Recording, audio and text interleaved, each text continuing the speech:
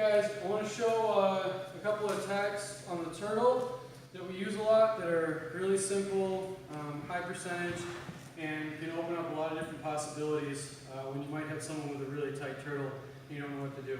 So I'm going to have him start with turtle up, okay, head going this way. So no matter how you end up in this position, if this happens because, let's say that I got him side control, start side control quick. Okay, got him side control here, and he turns away from me. Alright, and he comes up into the turtle, and I'm here. Or if it happens because he tries to do like a seonage,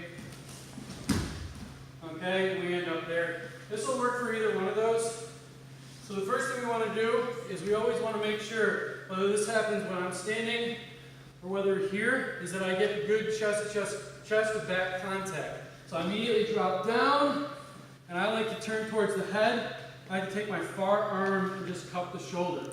I almost never want to try to come inside and get a wrist on the far side of this, because if he's good at rolling from here, he can come up and trap my elbow, roll me, and this can be a very tight position that I can't easily get out of. And in judo, that would be a pin. So I'm going to come get that chest pressure on the back so he can't turn back into me, regain guard. I'm going to cup that shoulder. I've got nice elbow contact on the hip on this side, shoulder control here, and on the other side, I'm controlling the hip with my other hip. Now, even if someone has a really tight turtle, so come around this way, okay, I can almost always come in and get the inside lapel in here. So most of the time from here, people start to come up and try to attack the head, like the lapels around the head. And the problem with that is that it's very easy for someone to defend. And as soon as you start to come up here, you start to allow yourself to roll. So what I like to do instead is go for this very available inside lapel right here. And even if this turtle's really tight, I can get my hand in here. Okay, and I can get it. So once I have that, okay, I'm going to block the other elbow with my hand, and I'm going to block the other knee with my knee. And that's going to allow me to come over and take his back.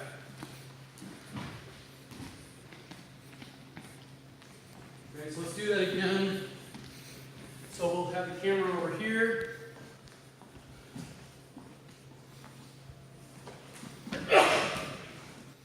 Okay, so I come right up, all right, with my hooks in.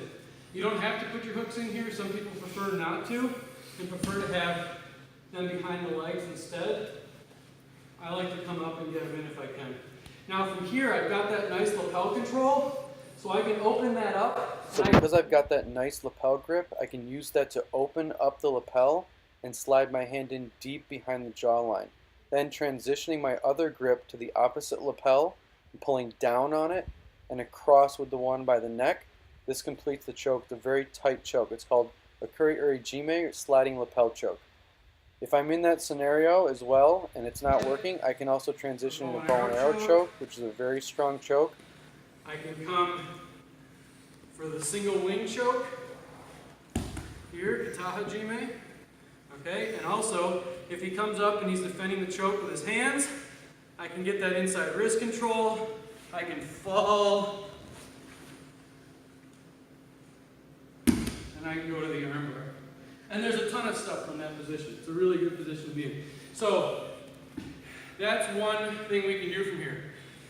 That works really well when you're about the same size as your opponent or they're a little bit smaller. A lot of times what will happen though is that you'll get that lapel and people will start to kind of turn into you and base out. So this leg will come out over here, yeah, just like that. And this is the start to a Granby roll where he might roll back into guard, so it's very common. So in this scenario, I've got another pathway to take. I'll come up and over, and I'll put that hook in, and I'll post out far. Now I'll get nice and deep, and if I can get my other hook in the other side, I can get it in, but usually it doesn't happen.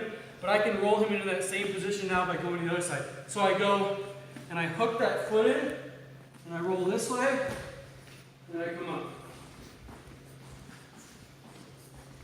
All right, from here, I've got the same set of techniques, along with naked strangles and stuff like that. So, I like this a lot because that lapel is really accessible compared to the lapels up around the head when you're trying to choke, especially when those hands are in there like this. So you can almost always get it. And if the person has a tight turtle, it makes it really easy to roll. And if they don't have a tight turtle and they start to base out, they start to expose themselves to get your hooks in. Alright, so we'll do all three again real quick. Over here real quick. Alright. Here, get that inside lapel. Come up, comes in deep, switch lapel, get my choke. If he bases, here, that comes out, I come over, alright, I'm immediately post, I still have the other lapel. If I can get my other hook in, I'll just break him down here, and then I can start attacking the neck. If I can't, I'll hook, and I'll come back into that same position. So give it a shot. These are really nice and quick. You can usually get them before people turn back into you.